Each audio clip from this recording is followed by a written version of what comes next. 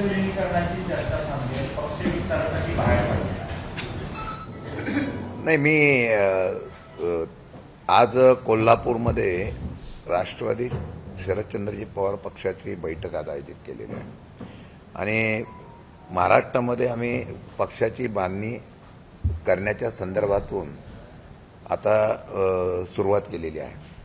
माझे काही जिल्ह्यातले दौरे झाले, आज कोल्हापूरला दौरा ठेवलेला आहे आणि मला वाटतं की महाराष्ट्रामध्ये येत्या 1-1.5 महिन्यामध्ये पक्ष परत मजबूतीने जुना नवीन अशा प्रकारचं नवीन कार्यकर्त्यांना सुद्धा बरोबर घेऊन ज्यांना काम करायचं पक्षामध्ये एक चांगला विरोधी स्ट्रॉंग पक्ष म्हणून आम्ही काम करण्याची भूमिका घेऊन आता काम चालू करतोय.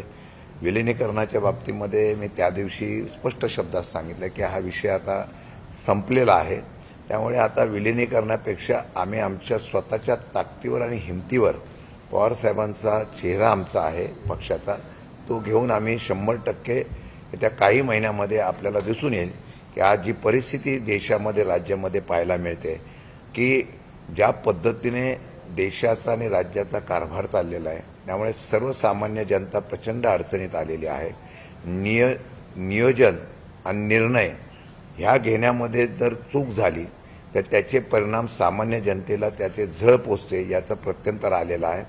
मग आता डिझेल पेट्रोलचा विषय असेल, शेतकऱ्यांच्या मालाच्या संदर्भामध्ये ज्या काही निर्णय घेताना सरकारने निर्यात बंदी केलेली आहे, मग साखरेवरची असेल, कोल्हापूर तर तुम्हाला माहिती आहे की साखरेचा पट्टा असलेला, ऊसाचा पट्टा असलेला क्षेत्र आहे.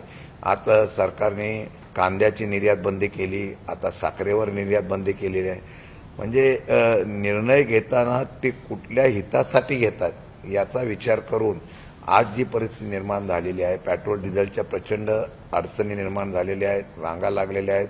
त्यामुळे मला वाटतं की अनेक प्रश्न आहेत, त्याच्यावर आम्ही आता सक्षमतेने संघटना मजबूत झाल्यानंतर आपल्याला ह्या सर्व संदर्भातून आवाज उठवणारा पक्ष म्हणून हा महाराष्ट्रामध्ये तुम्हाला पाहायला मिळेल. विलीनीकरणासाठी आग्रही असणारे लोक अशा पद्धतीने अचानकपणे त्यांनी ही भूमिका का घेतली याचा आश्चर्य मला वाटण्याची प्रतिक्रिया काल हसन मुश्रीफ यांनी दिलेली आहे.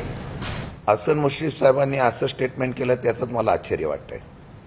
मला वाटतं की त्यांनी आम्ही ही भूमिका का घेतली, बात ओपन जाएगी तो बहुत दूर तक जाएगी. मी आहे तिथंच तेवढं थांबवतो. मला वाटतं की मुश्रीफ साहेब ज्येष्ठ नेते आहेत आणि ज्यावेळेला या चर्चा झाल्या होत्या अजितदादा हयात असताना झाल्या होत्या. अजितदादा गेल्यानंतर त्या चर्चेच्या बाबतीमध्ये जो वेगळ्या प्रकारचं बातम्या पसरवण्याचा प्रयत्न झाला तो आमच्या विरोधात झाला असं माझं मत आहे. कारण दादानी आमचं एकत्रितपणे विलिनीकरणाच्या बाबतीमध्ये चर्चा झाली होती आणि ती झाल्यानंतर दादांच्या दुर्दैवी निधनानंतर असं दाखवण्यात आलं की आम्हालाच विलिनीकरणाची घाई होती. आम्ही स्पष्ट शब्दात सांगितलं की दादांचा असलेली अखेरची इच्छा पूर्ण करण्यासाठी आम्ही पुढाकार घेतला. त्यानंतर असं दाखवण्यात आलं की तिथून काही प्रतिसाद नाही, फक्त आम्हीच मागे लागलो अशा प्रकारचं चित्र या महाराष्ट्रामध्ये द्यायला लागले. आणि मला वाटतं की मुश्रीफ साहेबांनी सुद्धा या बाबतीमध्ये थोडंसं स्पष्ट बोलणं गरजेचं होतं की सत्य परिस्थिती काय.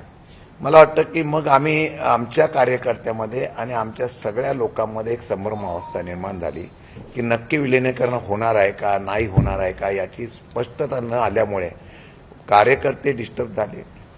कदाचित सत्तामधल्या असलेल्या काही पक्षाच्या नेत्यांची जी बुद्धिमत्ता आहे त्यांना वाटलं असेल की ही अशी अस्थिरता ठेवली तर शरद पवारसारखं नेतृत्व असलेला पक्ष हा थोडा अस्थिर होऊ शकतो. मला वाटतं की आज माझं स्पष्ट मत आहे की कोणी या विलिनीकरणाच्या, काल पण मी बघितलं की राष्ट्रवादीच्या एका प्रवक्त्यांनी जेव्हा आम्ही स्टेटमेंट दिल्यानंतर सांगितलं की अजितदादा गेल्यानंतर लगेच तुम्ही विलिनीकरणाच्या बाबतीमध्ये कोण मागं लागलं होतं. मला वाटतं की त्यांना माहीत नसेल, परंतु ज्या वेळेला विलिनीकरणाच्या अगोदर जिल्हा परिषद पंचायत समितीच्या निवडणुका लागल्या होत्या त्यावेळेला याच सदस्याला तिथे समोर उमेदवार देऊ नका म्हणून अजितदादांनी मला फोन केला होता. मला वाटतं त्याची त्यांना कल्पना नसेल. म्हणून मला वाटतं की जे काही दाखवलं जातंय त्याची स्पष्टता व्हावी म्हणून आम्ही तो निर्णय घेतला आणि समोरून जर त्याचा प्रतिसाद आहे का नाही हे त्यांनाच माहिती आहे, तो त्यांना विचार. समुश्रीफ ज्या पद्धतीने त्यांनी हे वक्तव्य केलं ते आश्चर्य व्यक्त केलं. समुश्रीफ यांच्यात काही नेते मग आहेत का ज्यांना हे विलीनीकरण हवं आहे, मात्र ते काही बोलू शकत नाहीत अशी मग काही परिस्थिती आहे असं समजा. आता हा प्रश्न त्यांना विचारा.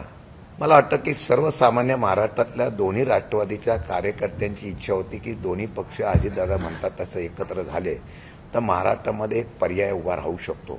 ही वस्तुस्थिती आहे.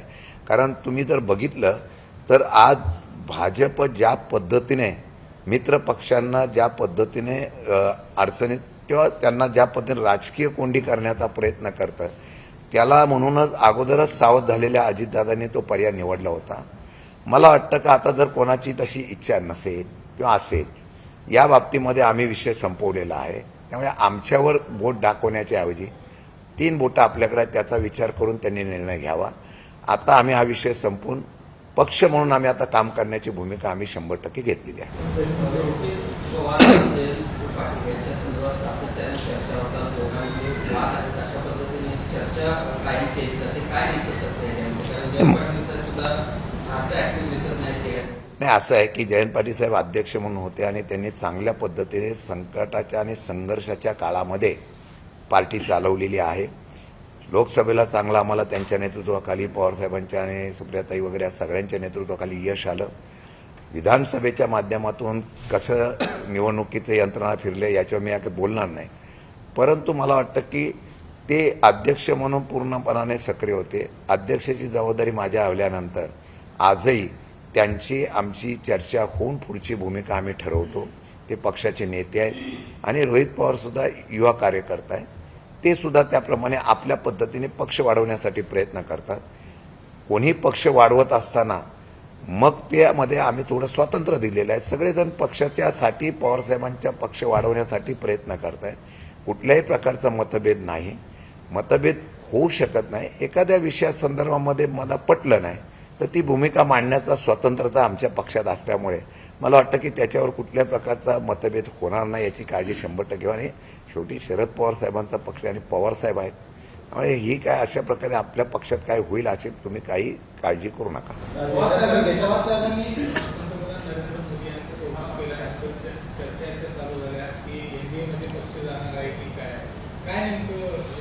हे पवारसाहेबांनी त्या दिवशी त्यांची भूमिका स्पष्ट केलेली आहे ना. त्यांनी सांगितलं की माझ्या आणि त्यांच्या पक्षाची राजकीय आणि वैचारिक मतभेद आहे, पण ज्यावेळेला एखाद्या देशाचा पंतप्रधान दुसऱ्या देशाच्या पंतप्रधान राष्ट्राध्यक्षांना भेटतो त्यावेळेला राज्याची देशाची काही उंची वाढवत असतील तर त्याचं त्यांनी समर्थन केलेलं आहे. याचा अर्थ त्यांच्या सगळ्या विषयासंदर्भामध्ये समर्थन केलेलं नाही. दुसरी गोष्ट, मग तसं असेल मग राहुल गांधींच्यावर ज्यावेळेला टीका झाली तेव्हा कोण पहिलं बोललं देशामध्ये? शरद पवार साहेब बोलले. मग असं झालं का की ते विरोधात पक्षात राहुल गांधी आहेत म्हणून मग त्यांचं पवारसाहेबांनी कौतुक केलं? असं होत नसतं. पवारसाहेब एक अनुभवी नेतृत्व आहे. देशाच्या राज्याच्या सगळ्या जडणघडणीच्या बाबतीमध्ये त्यांना तंतोतंत माहिती आहे. त्यामुळे ते ज्या वेळेला एखादी स्टेटमेंट करतात त्याचा राजकीय अर्थ वेगळा लावण्याचा प्रयत्न करू नये असं माझी विनंती आहे. राष्ट्रवादी अजित पवार पक्षावरून महायुतीच्या 2 पक्षांमध्ये वाद सुरू झाल्यानंतर संजय शिरसाट यांनी दावा केलेला आहे की अजित पवार पक्षाचे आमदार हे आता फुटीच्या मुंबईवर आहेत आणि ते भाजप किंवा शिंदे सेनेमध्ये ते आमदार जातील अशा पद्धतीची स्थिती आहे. महायुतीमध्ये कुठेतरी आता एकमेकांचे आमदार कोणावर असतील. महायुतीमध्ये एक वाक्य त्या असं तुम्हाला कोण म्हणाला? अंतर्गत त्यांच्यामध्ये स्पर्धा आहे, ही वस्तुस्थिती आहे. प्रत्येकजण आपला पक्ष वाढवण्याच्या संदर्भातला प्रयत्न करतोय आणि तो पक्ष वाढवताना एकमेकावर कुरघोडी करण्याचा प्रयत्न होतोय. हे नुसतं तिन्ही पक्षाच्या मध्ये ही चढावडा आहे, ही वस्तुस्थिती आहे. आता यामध्ये एखाद्या पक्षाच्या बाबतीमध्ये काही त्यांनी भूमिका मांडली असेल आणि चर्चा होते. काही लोक ह्या पक्षात आता अस्थिरता वाटली की पक्ष बदलण्याच्या संदर्भातले काही पक्षातले इकडचे तिकडे जाण्याची चर्चा होत असते. त्या चर्चेवर त्यांनी काय स्टेटमेंट दिलं एखाद्या पक्षाच्या नेत्यांनी तर त्यांची समन्वयक समिती असेल, त्या समितीमध्ये चर्चा करून त्या ठिकाणी त्याचा निर्णय ते घेऊ शकतात. परंतु त्यांच्यामध्येच एक वाक्यता नसल्यामुळे ह्या आता अशा प्रकारची ह्याला इकडे वळ त्याला तिकडे वळी प्रकार चालू होण्याची शक्यता नाकारता येत नाही. मी त्या दिवशी सांगितलं, संपर्कात आले किंवा चांगल्या प्रकारे चर्चा करण्यात आलं तर त्यांचं आम्ही स्वागत करू. कॉक्रोच जनता पार्टी पार्टीला उत्स्फूर्त असा प्रतिसाद मिळाला. खरं तर त्यांनी बरोबर हेरलं आणि त्या मुद्द्यावर त्यांनी पुढे रेटण्याचा प्रयत्न केला. विरोधी पक्षाला मात्र ते जमलं नाही. विरोधी पक्ष मुद्दे उचलण्यात कमी पडते असं वाटतंय का? काँग्रेस जनता पार्टीकडे तुम्ही कसं? मी तुम्हाला एक सांगतो, विरोधी पक्ष हा नेहमी आवाज उठवत असतो. सध्याच्या राजकीय परिस्थितीमध्ये बघितल्यानंतर लोकशाहीच्या माध्यमातून आज न्याय मागायचा तर तो मिळतो का? काल आमच्या विकास लवांडेंना अटक झाली. एक साधा विषय होता, त्या विषयासंदर्भात त्यांनी त्यांचं मत मांडलं. व्यक्ती स्वातंत्र्याच्या ऐवजी त्यांना 14 दिवसाचे पोलीस कठोडे देण्यात आले आणि दुसऱ्या बाजूला त्यांच्यावर काळे फासणारे, त्यांच्या विरोधात भूमिका घेणारे, त्यांच्यावर कुठल्या प्रकारची कारवाई अद्यापही झाली नाही.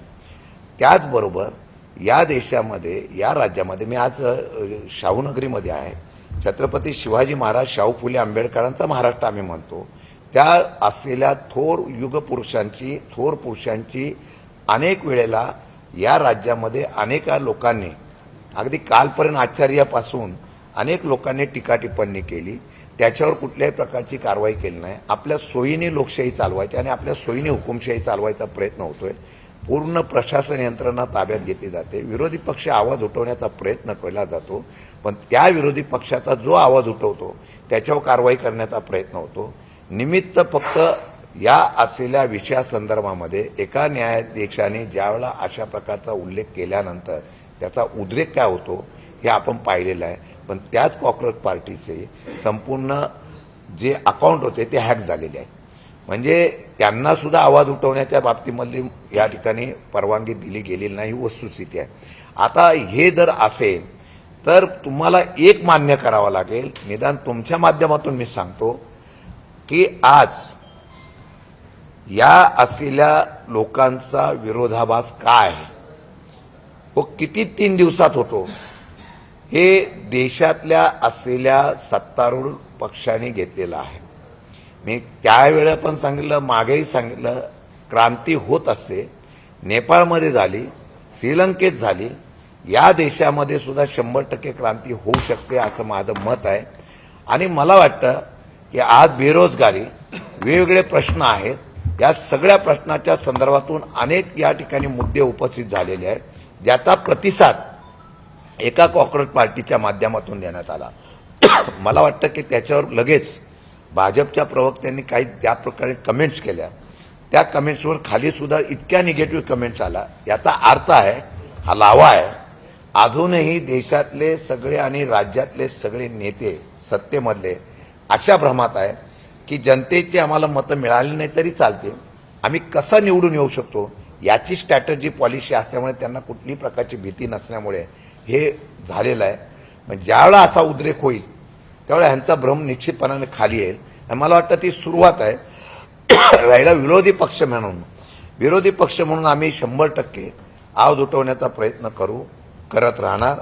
भविष्य काळामध्ये तेवढ्यासाठी आज पक्षाची बांधणी करण्याची भूमिका मी घेतोय. येत्या काळामध्ये विरोधी पक्ष आवाज उठवण्यासाठी सक्षम तुम्हाला पाहायला मिळेल, पण ते केल्यानंतर सुद्धा विरोधी पक्षाच्या आंदोलनाची दखल निदान सरकारने नाही, प्रशासनाने तरी घ्यावी अशी आमची अपेक्षा आहे. पण ती घेणार नाही याची आम्हाला कल्पना आहे. म्हणून दगडापुढे डोकं आपटून सुद्धा त्याचं कापळाचं कपाळमोक्ष होतोय. तरी पण जनतेच्या मनामध्ये या सरकारच्या चुकीच्या धोरणाबद्दल आवाज उठवण्याचं काम आम्ही राष्ट्रवादी शरद पवार पक्ष येत्या काही दिवसामध्ये, महिन्यामध्ये तुम्हाला पाहायला मिळेल. कॉक्रोच जनता पार्टीचे जे प्रमुख आहेत एक पेट्रोलचे दर 3 वेळा वाढतात. हे बघा आहे, देशातली जनता ही फार शोषिक आहे अशा प्रकारचा भ्रम हा राज्यकर्त्यांना झालेला आहे. डोक्याने जे लोक राज्य चालवत आहेत, आज जर तुम्ही बघितलं, निवडणूक होईपर्यंत कुठल्याही प्रकारची भाववाढ केली नाही. आता भाववाढ करताना सुद्धा 2-2 दिवसांनी 1 रुपया नाही वाढवत, 90 पैसेच वाढवत आहे. लोकांना 90 पैसे म्हणलं ठीक आहे, तेवढं वाढवलं आहे. माझ्या माहितीप्रमाणे 2-2 दिवसांनी ही भाववाढ होत जाईल. 20 रुपयाच्या वरतीपर्यंत ही भाववाढ जाईल अशी आम्हाला भीती आहे. आता तुम्ही बघा, व्यावसायिक गॅस 3,500-4,000 पर्यंत गेला. त्याच्यानंतर LPG गॅस वाढला. पेट्रोल डिझेलचे भाव वाढलेले आहे. तेवढ्यापुरतं मर्यादित हे राहत नाहीये. आज जर तुम्ही बघितलं तर या ठिकाणी छोट्याशा एकेका उपक्रमातून या देशामध्ये 10 वर्षामध्ये ज्या पद्धतीने नियोजनबद्ध व्यावसायिक बिझनेस पॉलिसी आणली गेलेली आहे, ठराविक लोकांच्या हातामध्ये काही व्यवसाय देण्याचा प्रयत्न होतो, याचं गांभीर्याने सगळ्यांनी नोंद घेतली पाहिजे. धोका काय मी सांगतो, आज एक बघितलं असेल तर मेडिकल दुकानदारांनी बंद केलेला आहे. आज देशाच्या राज्याच्या कानाकोपऱ्यामध्ये कृषी उत्पादन करणारे विक्रेते आणि त्याचबरोबर मेडिकलचे विक्रेते संपावर जात आहे. ऑनलाईन पद्धतीने ठराविक कंपन्यांच्या हातामध्ये हा व्यवसाय द्यायचा हा एक आहे. लेबर कोड मंजूर झालेला आहे. या लेबर कोडमध्ये सुद्धा व्यावसायिकांना आणि इंडस्ट्रीला फायद्याचं होईल अशा प्रकारचं लेबर कोड केलेला आहे. किमान वेतन वाढवलं, परंतु बाकीच्या अधिकार काढून घेतलेला आहे. मी फार जबाबदारीने आज कोल्हापूरमधून बोलतोय. काही वर्षामध्ये डिपेंड पॉलिसी निर्माण होईल.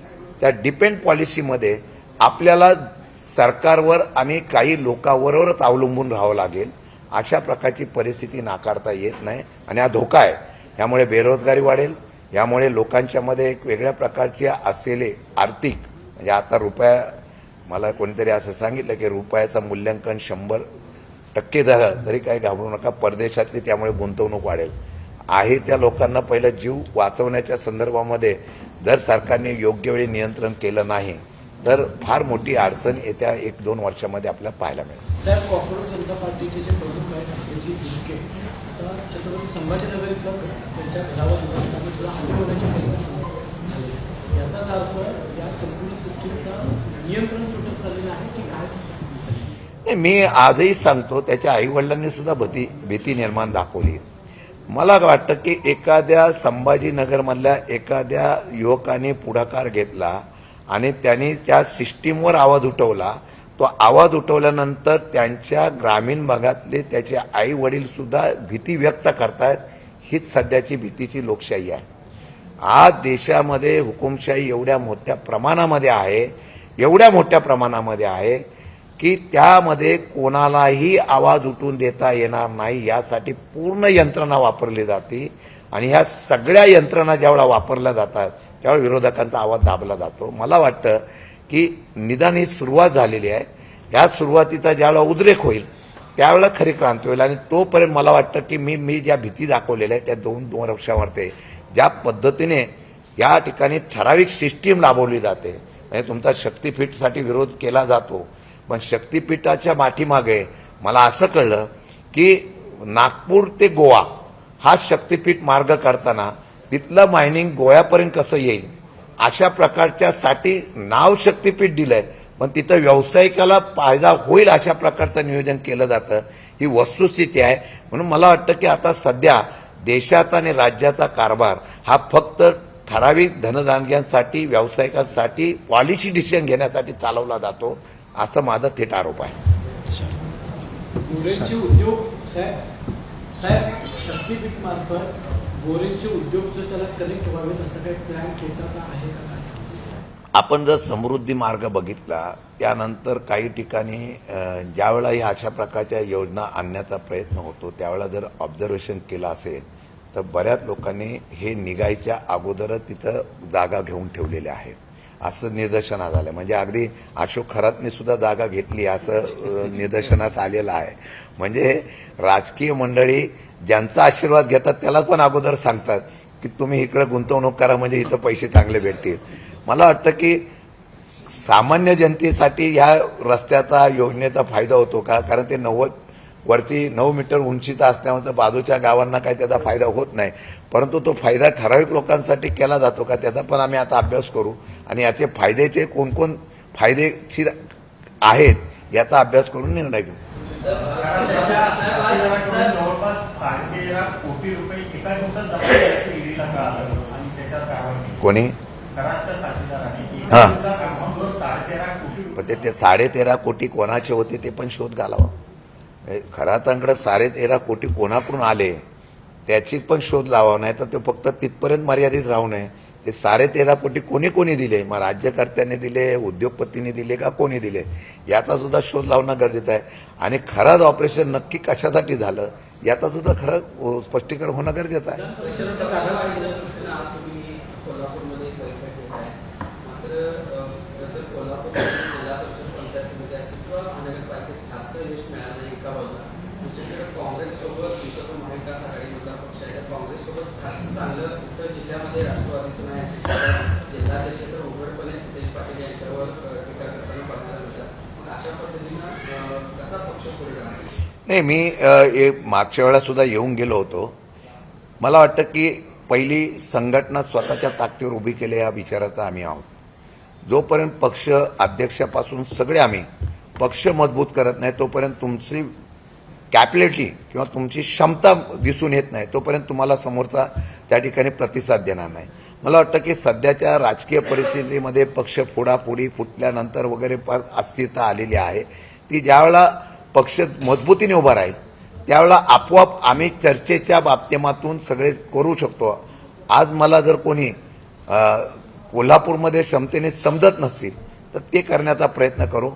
काळ असतो तो अडचणीचा असतो, त्याला मात करून कधी ना कधी प्रत्येक पक्ष काय अगदी लगेच भाजपचं सुद्धा काय होतं 2 खासदार होते, आज त्यांनी अर्धा देश काबीज केला. मला वाटतं की आम्ही सुद्धा आता परत त्याच जिद्दीने उभं राहून आम्ही पक्षाच्या माध्यमातून पहिली बांधणी करू, पक्ष संघटना मजबूत करू आणि चर्चा करताना महाविकास आघाडी म्हणून चर्चा करताना समन्वय साधण्याचा प्रयत्न करू.